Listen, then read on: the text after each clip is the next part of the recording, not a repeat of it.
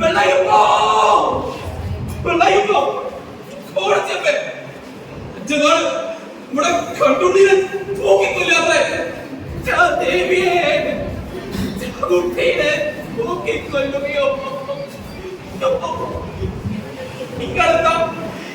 ഇങ്ങനത്തെ മനുഷ്യരൊന്നും മുട്ടാണ്ടിരിക്കണത് എന്താ പറയണേ?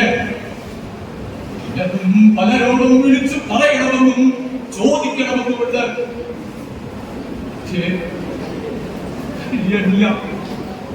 ഞാൻ പറയാനുള്ള അത് കൂടിയിരിക്കുമ്പോഴാണല്ലോ ആ നേതാക്കൾ വന്നത്.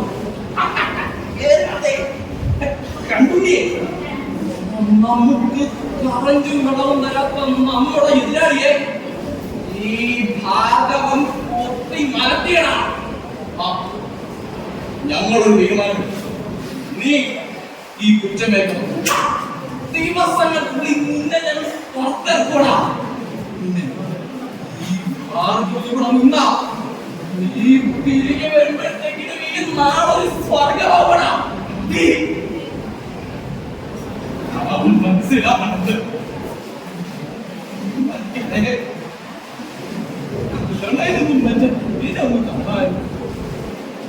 കയ്യില് അശിലാണല്ലോ നിങ്ങൾ വരാണ്ടിരിക്കുന്നു. നമ്മൾ ശരിയാക്കാം. നിങ്ങൾ കണ്ണൂർ പതിരിക്കുള്ളിൽ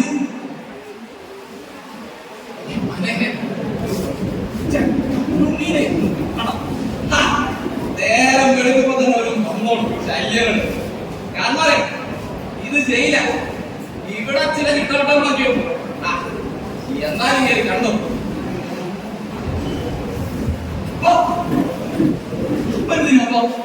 കണ്ടുപിടി ഇവിടെ വന്നത്.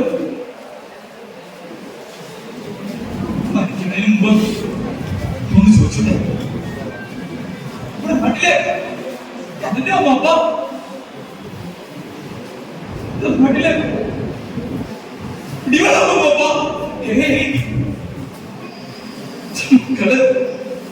ആരെയും വിശ്വസിച്ചു അല്ലേ? ഇല്ല. നിന്റെ അമ്മ ഓടെ ചേർന്ന്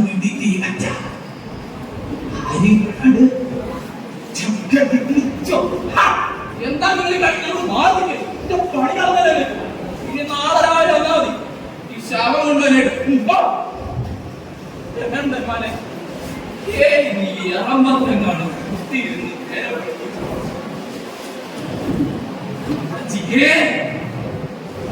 ഈ കരണ്ടാകോ തിരിക്കണതേ അവർക്ക് വേണ്ടിയാ.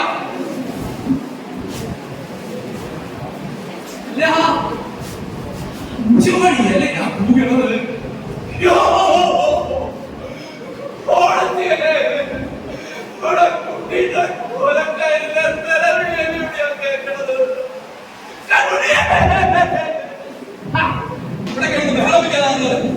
അല്ല വണ്ടിയൊന്നും കൊണ്ടുവന്നില്ല. ശവം കൊണ്ടുവന്നെ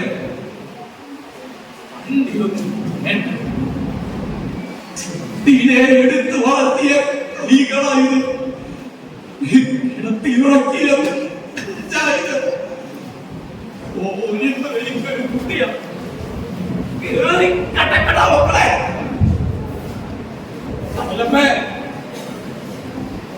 ഒരു പെരിയാണ്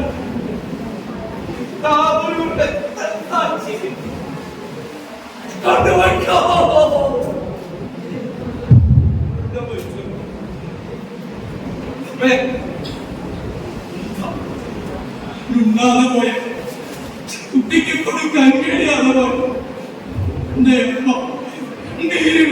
ചോദിച്ചോട്